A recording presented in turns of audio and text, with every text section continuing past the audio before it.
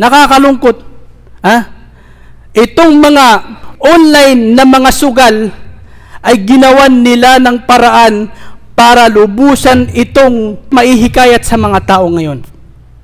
Para lubusan itong kumalat sa mga tao, kumalat sa mga sugarol sa pamamagitan ng mga vlogger.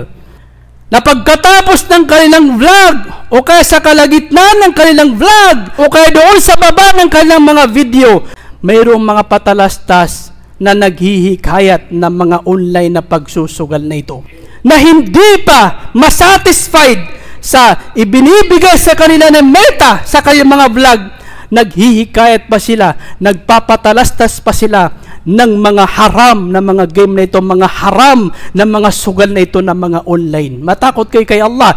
Oo, maaaring nasweldohan kayo kasi malaking sinusweldo ng mga online na pasugalan na ito. Malaki. Hindi biro yung mga ibinibigay nila na pera sa mga vlogger para may patalastas ito sa kanilang mga vlog. Oo, maaaring nakakuha ka ng pera, subalit ipapataw din sa iyo ang mga kasalanan na katulad ng mga kasalanan na nahikayat mo sa pagsusugal na yan. Matakot tayo kay Allah.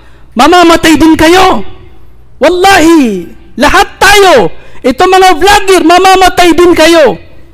Pag mamatay kayo, mag-iwan kayo ng mga video sa social media na mayroong mga extra na mga pasugalan. Lahat ng mga mahihikayat ninyo, lahat ng mga magkakasala, kahit wala na kayo sa mundong ito, hanggat buhay ang mga extra nyo na yan, patalastas nyo na yan sa social media, ay sige-sige pa rin ang kasalanan na ipinapataw sa inyo ni Allah subhanahu wa ta'ala kung hindi kayo patawarin ni Allah subhanahu wa ta'ala.